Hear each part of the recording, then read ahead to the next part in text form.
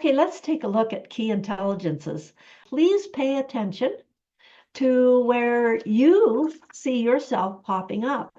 And it is believed that these key intelligences are innate. Oh, remember when we came out of the womb? So developed these key intelligences that I'm going to share with you by a researcher called Howard Gardner from the Harvard University. Anything that is worth teaching can be presented in many different ways. These multiple ways can make use of our multiple intelligences. Now, when I was growing up in school, there was really only kind of one modality of learning.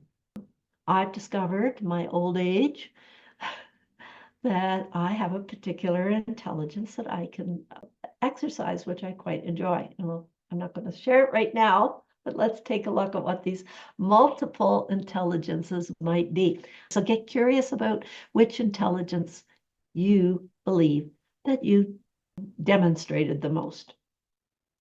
All right. So logical, mathematical intelligence.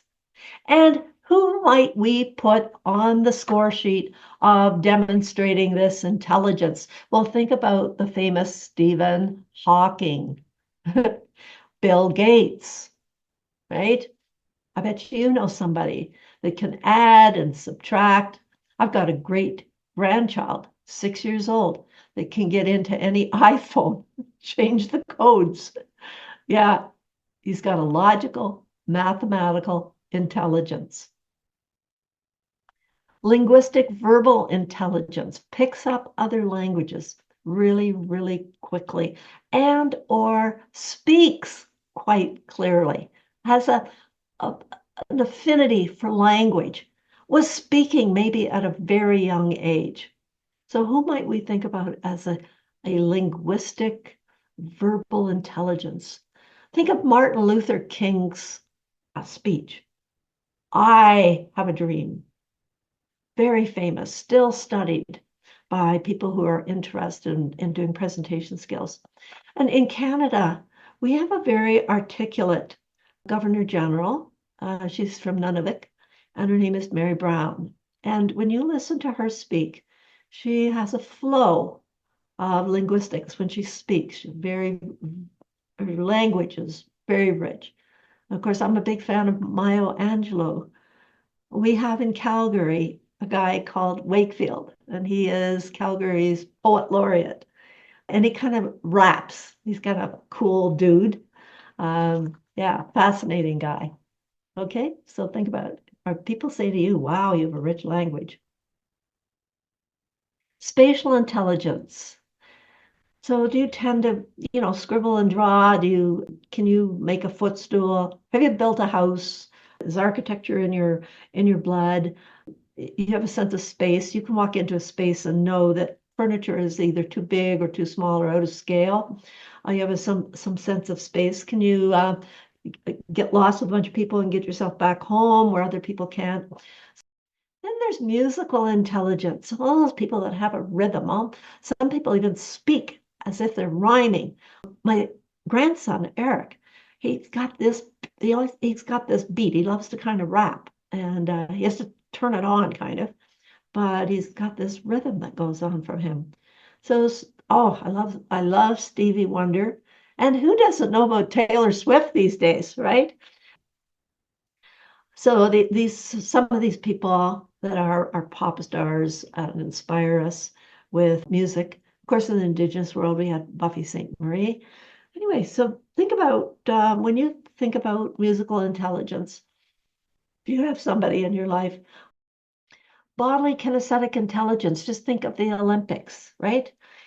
Cirque du Soleil, all of the people that perform in Cirque du Soleil. If you watch America's Got Talent, you'll often see people doing very agile, interesting things. Also, but bodily kinesthetics can sometimes be as simple as a mechanic.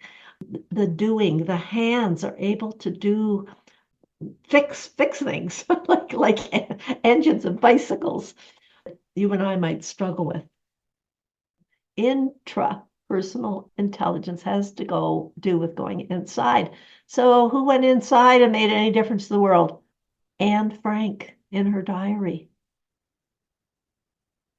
Think about Nelson Mandela, all the years he spent in prison, and then he came out with very thoughtful, articulate messages. Okay, that's intrapersonal. And then here we go, interpersonal. This is the one where we all need to develop this intelligence. I would also argue that we all need to do some intra as well to know ourselves so we can answer for ourselves. Who am I? Who am I? And have I healed those parts that interrupt the true, authentic who I am?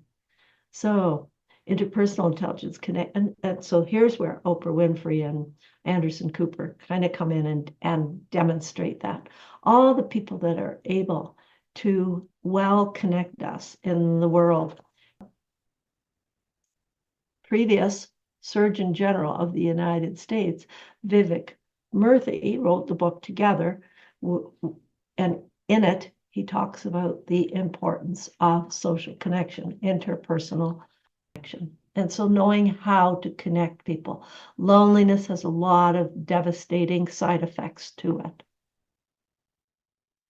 And last but not least is the natural science or intelligence. Do you know a lot about nature? Are you have an affinity for nature? Do you talk about trees being your best friends? Do you go out to relieve yourself? There's something called the nature pill. 20 minutes in nature brings down the stress hormones. Is that where you go to bring down your stress hormones? And nature is, we all need to develop this intelligence as well to some degree. Darwin was one of the first to really study the nature of the world. And then we've got people like Jane Goodall who connected with the gorillas in the jungle. And in Canada, we have David Suzuki, who's very interested in this. And of course, all the Indigenous cultures revere Mother Earth. So again, we all need to develop this a little bit. So you want to ask yourself, if you're on a team or you're a manager, how you can not only nurture and celebrate these intelligences, but is your team got everybody who's using mathematical, logical perspective, and you're missing out on some of the others.